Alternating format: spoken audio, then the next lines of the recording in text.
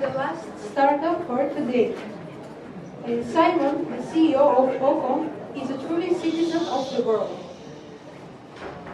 who finally settled in Tel Aviv to change the life of farmers in emerging markets. Since launching the startup, we participated in several prestigious competitions and social initiatives. When organizations like UN and World Bank are interested and choose your startup to present on stage, you know that the need and opportunity are there. Simon just returned from Africa after receiving an invitation from MasterCard to pitch his idea, but you won't see him tense and relaxed after a vacation because he barely left the office. That is how much serious he is. Please welcome him.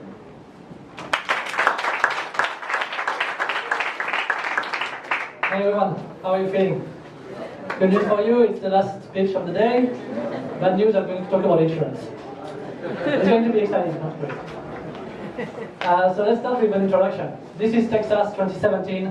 Hurricane Harvey has devastated a lot of agricultural companies and has 200 million in agricultural goods. What happened is that the insurance agency and the farm service agency intervened with claims paid to the insured farmers and with loans so that these farmers could restart their business. Same year, different place, Ethiopia. There's a drought occurring in Ethiopia at the moment that is causing a lot of troubles to the farmers. There are millions of people facing severe starvation and a lot of animals have perished. So great, there's a solution for the global north and the 17.5 billion farmers there. But what about the 2.5 billion farmers that live in the global south? If there's a solution in the north, why is there no solution in the south? Is it because there's no market opportunity? Well, no.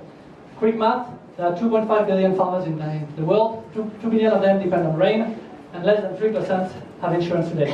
So there's a huge opportunity to grasp here. If every one of them pays $10, that's already a $20 billion opportunity. And actually, insurance companies want to serve these customers. The names that appear behind me are insurance companies that approached us since October last year, unsolicited because they think our solution is interesting to them. So what is our solution? We use the concept of index-based insurance. The idea for all insurance products is that it starts with a premium paid by the farmers, but after that we will monitor the weather remotely at the location of the farm to identify if the weather was good or not. If we identify that the weather was favorable, then there's no need for a payout and the farmers can benefit the fruit of their labor. But if we identify that there was a drought or a flood through satellite imagery, then we trigger the payment of compensation. So what's in it for the farmers? Why do they need this? Well, the life of the farmers looks like this. In good years, they can invest in productive means, in fertilizers, in seeds to increase their production level. But when there's a drought or a flood, they have to sell the productive assets, they have to use the savings, borrow money, and to start their business all over again. At OKO, we want to offer a different path out of poverty that brings secured income and predictable income. And also opens the door to microfinance. So we're working on a pilot in Mali. We're partnering with a big insurance company on one side, with Orange on the other side, that allows their customers to pay with their phone. And beyond Mali, we can replicate this model in different places in Africa and India, Indonesia, and Brazil, using the major footprint of these two partners. We plan to be profitable from year 2 and reach 5 million profits in year 4, taking a split out of the end-user price paid by farmers.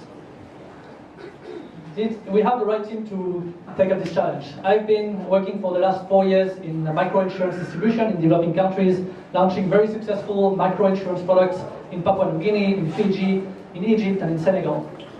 Rodrigo is a researcher from the Inter-American Development Bank, and he's our chief actuarial. And Shahzad is currently in Uganda. He's working on developing apps for farmers and joined us as a CTO. We've been raising a lot of attentions from global organizations and competitions, and today we have the opportunity to get a grant from the MasterCard Foundation of $750,000, and we're looking for investors to bring a match funding of $500,000 to unlock this grant. So today, We have the opportunity to do good by doing well, and you have the opportunity to join me in this adventure to try to make the world of farmers, the life of farmers much better using, surprisingly, insurance. Thank you very much.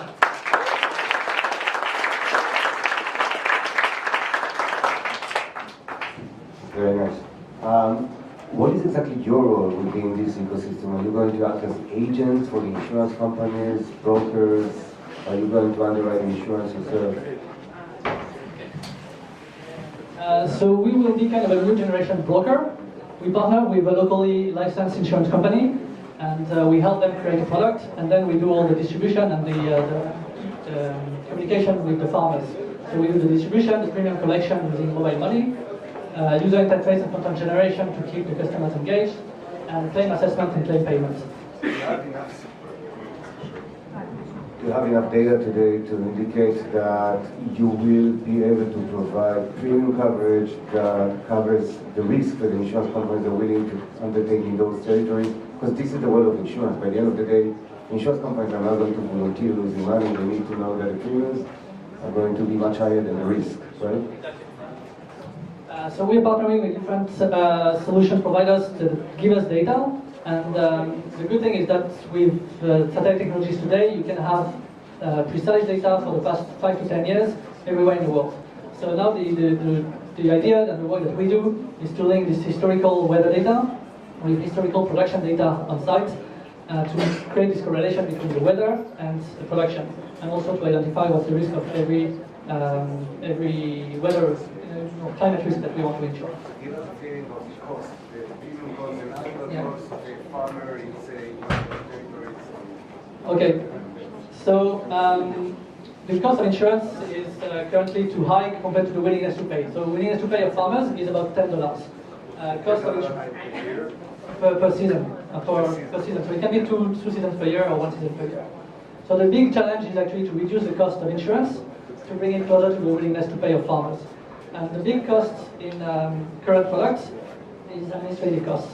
Together with basis risk, which is the cost of data that you mentioned, administrative cost means sending a claim adjuster on site to verify what's the extent of the damages.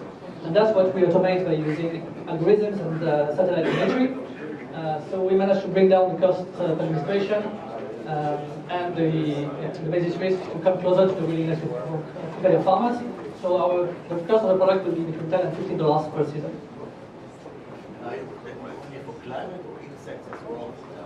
So we start with, the question is climate, only climate risk or other risks. We start with weather-based risk, so droughts and floods, which represent 80% of the reasons for claim today over the world. But technology also allows you to cover other risks using vegetation index.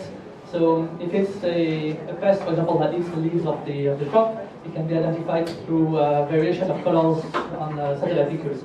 So we start with climate risk, but then we can also increase the range of products if we see that the data is good enough.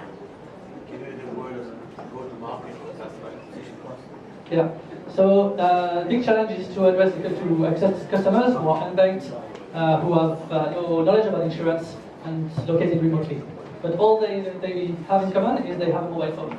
So we use this as a cost-effective way to reach customers. We will have a call center in Mali to start with, and in every country, to call out customers, educate them about insurance, and offer them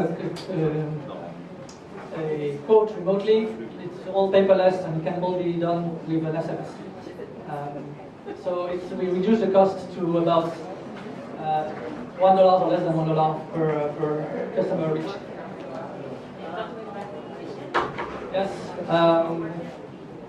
Okay, so there are a few companies that are trying to do this. So the most interesting competitor will be OKO Africa here. They are the one who created the concept. It started as a non-profit, and now it turned as a for-profit company, showing that there's a business model behind it. So they act in East Africa. So the basic idea is to take their innovation and bring it to other places in the world.